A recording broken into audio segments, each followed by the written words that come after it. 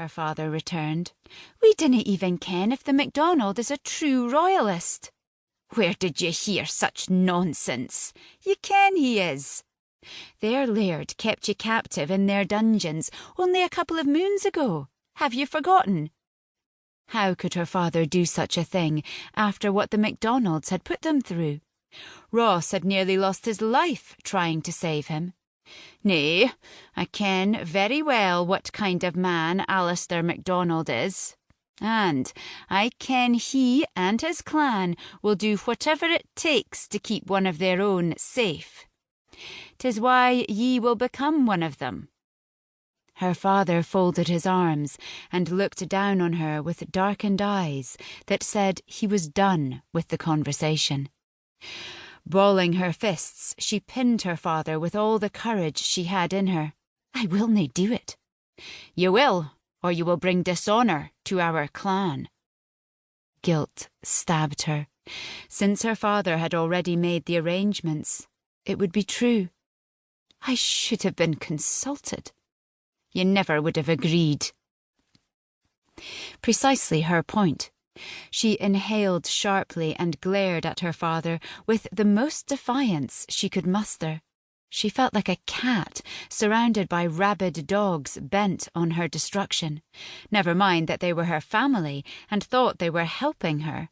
In actuality, they were taking everything from her by forcing her into marriage, especially one that would keep her secreted away on an island, separated from the very land and people she'd been fighting to protect. "Then why do you expect me to do so now?" It was Ross who stepped forward. "Because Grant MacDonald is a good man, and he will be kind to you." "Grant MacDonald? Is he no the man who thinks there can be peace between the Royalists and Covenanters? Ye would wed me to someone who doesna even fight for the cause." She was so mad she could spit. She had nothing in common with a man who would seek a truce between the men who were suppressing her people. "'Tis the best option, since it is rumoured that Argyll kens who ye are.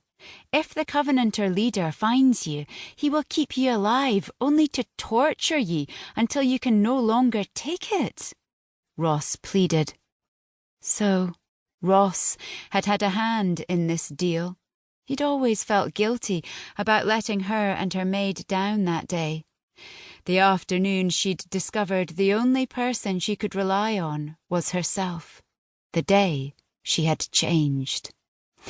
True, she should have done a better job hiding her identity and her activities as second-in-command of the Royalist resistance.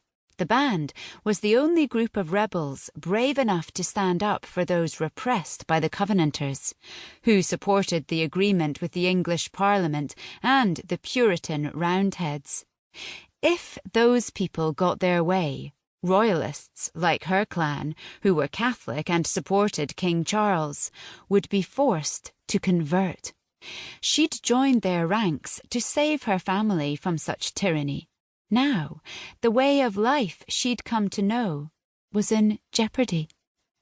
If she left now, she might be able to track down the man who had recognised her during the most recent skirmish, dispatching swift justice on him and ensuring her well-being.